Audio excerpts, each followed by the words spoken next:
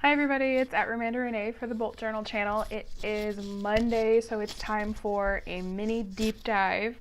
This Monday we are doing how to be productive on a sick day or a chronic health day or a chronic pain day or on a mental health day.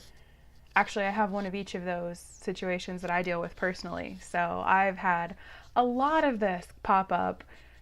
During grad school, I actually had a supervisor tell me, you can't become a counselor because you're too sick to finish internship and you're not going to make it. And she was wrong because obviously I graduated this year, but that was definitely a wake up call to where I was like, oh, people think I'm sick all the time. How am I going to do life and still balance? Hey, I can do my best and sleep right and eat right and exercise right, but chronic means chronic. Sometimes it's out of control. I just wanted to show you this right here. Chronic Health Day. I gave myself a little heart. That's not necessarily a policy of mine, but I was just like, you know what, dang it, I did a good job on that day. So I wanted to talk about expectation management and being productive on a chronic health day, ways that Bolt journaling can help you do that, ways that you can plan, have a fallback plan for how to do that if that pops up for you. Like I said, chronic pain condition, chronic health condition, mental health issues sometimes stop us from doing things. I have one of each of those. So I got the smorgasbord. I'm right there with you.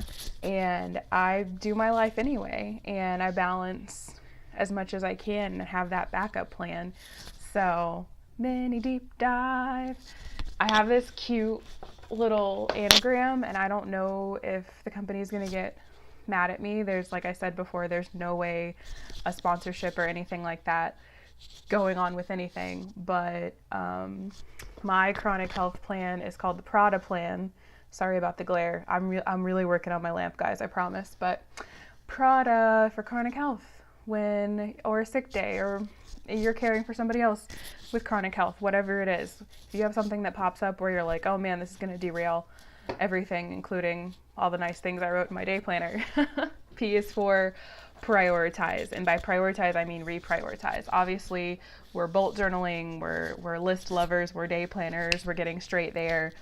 So reprioritizing on a day where maybe you were already up all night and you go, okay, tomorrow is gonna be a chronic day or a recovery day for me. So how do I do this? How many spoons do I have? What spoons? Well, if you don't know, you might not necessarily need a Prada plan, or if you don't know, you might just be getting into self-care culture and chronic care culture. Follow me on Pinterest. There's a Pinterest board that I have. I'm Romanda Brockett on Pinterest, and the Pinterest board is One Healthy Lady. There's all kinds of pins on there that explain spoon theory and chronic care for yourself or for others, all kinds of stuff on there for staying healthy, being healthy, managing conditions. So reprioritizing. How much energy do I have today? Can I get out of bed today? Can I sit up in the bed today? Etc. Rescheduling everything that I can is one of the things that I do. I call up whoever it is, or text, or eat, hey, what else do you have available? Can we do this? Can we do that? Can we Skype instead? Can we do a phone call instead? Can you send me the minutes of the meeting instead of going? Whatever it is, because sometimes there's all this stuff that we commit to. There are meetings that should be emails, and emails that should be texts, and you can stream it your way. And then A is for adapt. Like I said, I sit up in bed. I have pillows that help me sit up in bed a lot to work, or I'll do a work from bed day if it's a recovery day, but I'm still, like, my brain is still online, but my body is like, we're not going anywhere today. Um, or adapt, how I'm promising things on that day. Like, hey, this is going to get slowed down today. It might be tomorrow or the next day before I get this back to you. Just adapting how you approach the day. Like, hey, it's chronic health day. It's a different day. Like, that's fine. So D is for delegate other jobs. If somebody else can reasonably do it for you, especially if you're the boss babe in charge of whatever project it is, there's no reason that they shouldn't want to jump on that and help you with that. If it's something easy, hey, can so and so print this out? Or if it's something around the house, ask one of your kids to do an extra chore. Or tell them. And A is for ask, which is for ask for help. And ask for help is different. Sometimes that's ask for help like, oh, honey, can you get me some soup or whatever. Ask for help could also be maybe you get on an app and order some soup into the house. Like if you live alone or if somebody's not there, use a delivery service. Or if you need extra help, ask could be have one of your family members come over and play with the kids to make sure, help them get their homework done or help them get their stuff done. So that's the Prada plan. There are other similar things that probably have different anagrams on them to explain a chronic health day for productivity that, like I said, they're on the One Healthy Lady board on Pinterest. I'm on there as Ramanda Brockett. A lot of resources on there, so I'm not going to cover what they've already covered for chronic health. What I do once I pared all that stuff down, I prioritized, I rescheduled, I adapted. I'm probably sitting up in bed, or I might even just be like hanging the phone out the side of the tub because I'm in the hot bathtub because I'm in pain. Delegate. I told, hey, can you take this over on this project? Can you do this easy part of it? I've asked for help. I've ordered in my soup. I've done my thing.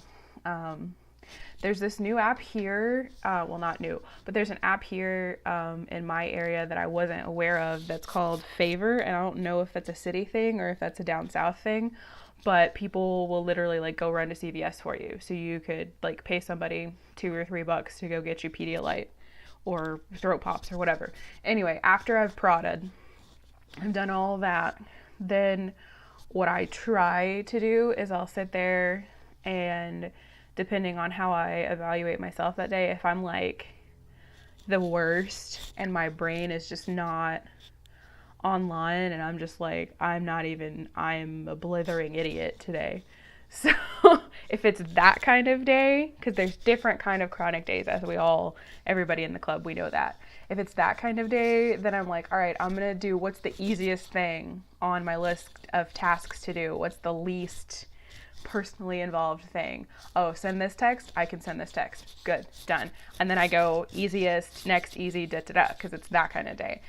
Flip side, some of the days it's like, oh my gosh, why is my body not working? I'm ready to do stuff. My brain's online. I have the ideas, things, brain, energies happening. And then I start with the hardest task if it's that kind of day. Like my body could just be having a thing and I'm having IBS, but everything else is good emotionally or mentally or internally. I'm ready to go. So then I'm like, all right, what's the hardest thing on this list? Let's do it. Let's do this. Let's call the insurance and sit online with them for 2 hours and figure out this appointment that I need or whatever it is, the hardest task. And then I go hardest to easiest and it's like a snowball. And by the time I get done, I'm like, and then I've like only worked half a day because I've prioritized, rescheduled, adapted, delegated, asked for help.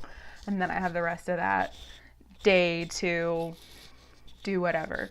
Even though my brain's online, I'll probably still sit there and rest, or I'll probably still, even if I'm not like napping and sleeping all day, I'll probably still sit there and read and actually do recovery, actually purposefully.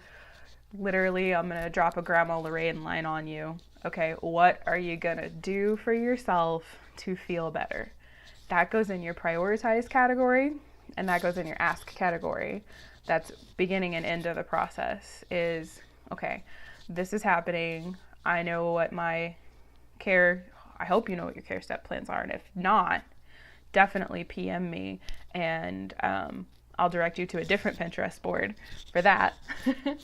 But knowing what you need to take care of you for whatever's going on goes into prioritizing. I need to take care of me to get better, because if I don't get better, I can't get back to doing my stuff, and all my days are going to be chronic days if I don't get better or don't have a recovery day or don't take the proper actions to feel 100%. And then asking, honey, can you bring me some soup, or order soup on DoorDash, or order Pedialyte on Favor. Those are all things I see myself having done or doing in the future.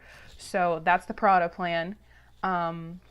It can change how your bullet journal looks. I didn't do anything other than I crossed out some things. Like I crossed out what wasn't happening and I did other stuff. I did easier stuff, online stuff that I could do. from bed until I got tired, and then I took a nap because there wasn't anything. Thursdays are kind of lighter for me right now. There wasn't anything else to do. So it could change what your bullet journal looks like. If you want to talk to me about how that could look, how you might want to change bullet journaling on a chronic day, message me and we can totally talk about it. Put it in the comments. Don't forget to like, subscribe, and hit the bell so you get all the new episodes and that you get episodes in order, because then maybe something doesn't make sense because I'm referring back to something that happened before and you're like, what is she talking about? She's a crazy person. So Mondays are mini deep dives, and next Monday I have struck a deal with audience members because I made an event for next Monday. I'm really excited.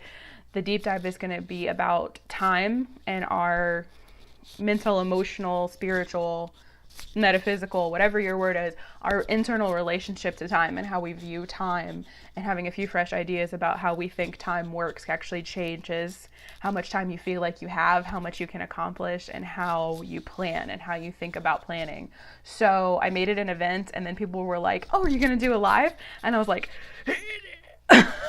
so if 20 people comment, you can comment on YouTube, on any of the episodes, or you can comment on our Facebook page on the event announcement and say, yes, I would be there if you did a live. If we get 20 people to do that, next Monday's mini deep dive, which is our relationship with time, will be live. You guys will be able to do the messenger thing and type in questions, and we'll have a question segment at the end. So it'll be like a shorter mini deep dive and then a little question segment, and it won't be, it might be a couple minutes. It might be 15 whole minutes total. So it might be a couple minutes longer than a regular mini deep dive episode. So if you're interested in that, do the comments. And I'm nervous, but I will do it for you if 20 people comment that they'll be there for the live mini deep dive. So this is at Romanda Renee for Bullet Journaling, getting you straight there. # Death to Planner Shame. Bye guys.